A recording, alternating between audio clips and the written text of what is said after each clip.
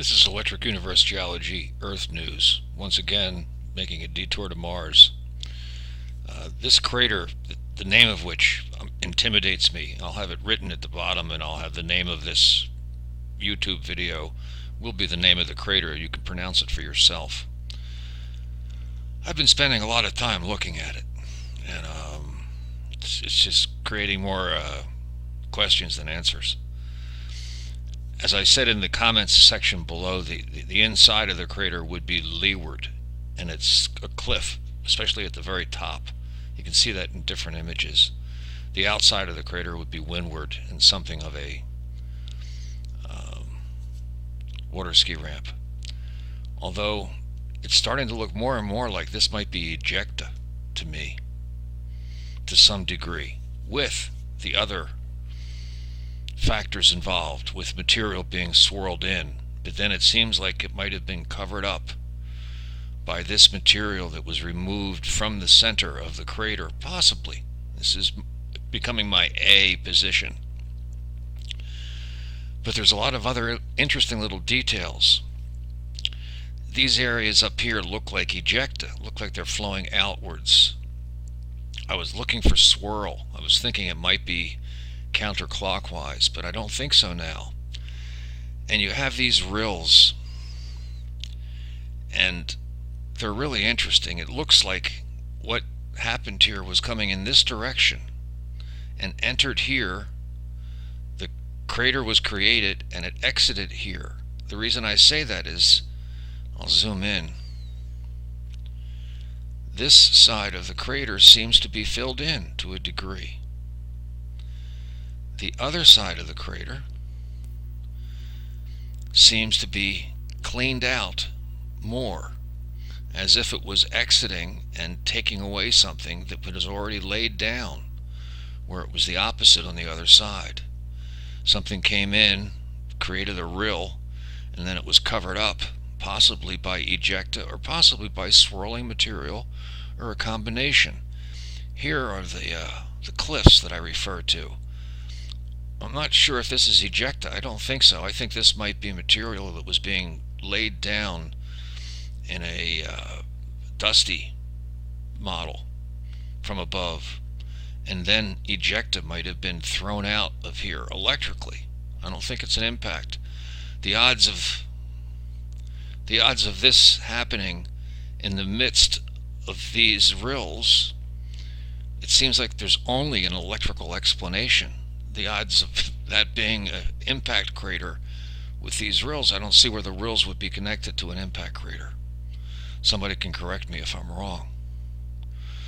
The other thing I wanted to mention is that Billy Elverton, when he releases material from above while there's an electromagnetic event going on, creates rills like this, not by excavating them, but by the material that's being laid down it avoids certain places because of the electromagnetic process that's taking place. So the canyons aren't excavated, they're prevented electromagnetically. So that could be part of this process. This might be taking place while dust is coming down, while these are being prevented the way Billy does. I'll have a link to the Valles Marineris video, and I'll also have a link to the experiment that Billy did while Ben Davidson was visiting. And you can see where there's prevention of deposition electromagnetically. That could be a factor here. The other thing that I pointed out in the comments section is there's an incredible number of craters here. It's just full of them. And this is the north side of Mars. The south side of Mars has the really big, densely packed craters, although this is nothing to sneeze at. By the way, this is about 4 miles across. I said it was insignificant in the first video. It is, compared to the craters in the southern hemisphere, which are truly massive. So a 4-mile crater compared to what you find in the south is really chicken feed. But you know, a 4-mile crater is a 4-mile crater. It's kind of a big deal, bigger than a meteor crater. So comment section would be cool if people want to chime in. Is it ejecta? Is it swirling dust? Is it impact? I find it fascinating. And, is this the entry point? Is this the exit point? Does that have nothing to do with it? There's a lot of questions, which is really nice. Anyway, thank you.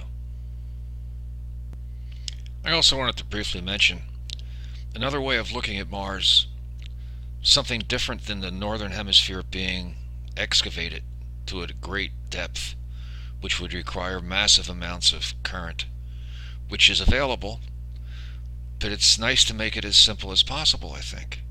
So another option, not to say this is the only one, is that even though the northern hemisphere, which we're looking at, which again has insane numbers of craters,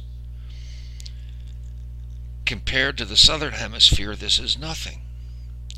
So the southern hemisphere might have grown much, much faster in altitude because of an electromagnetic event going on while there was dust in the air, increasing the depth of the southern hemisphere, while the northern hemisphere grew. You can see there's growth going on here in these layerings with the map with the color showing depth and altitude.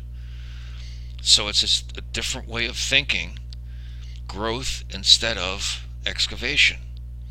One seems less demanding, although again it's A, B, C, D proposition, but just another way of looking at it. Thank you again.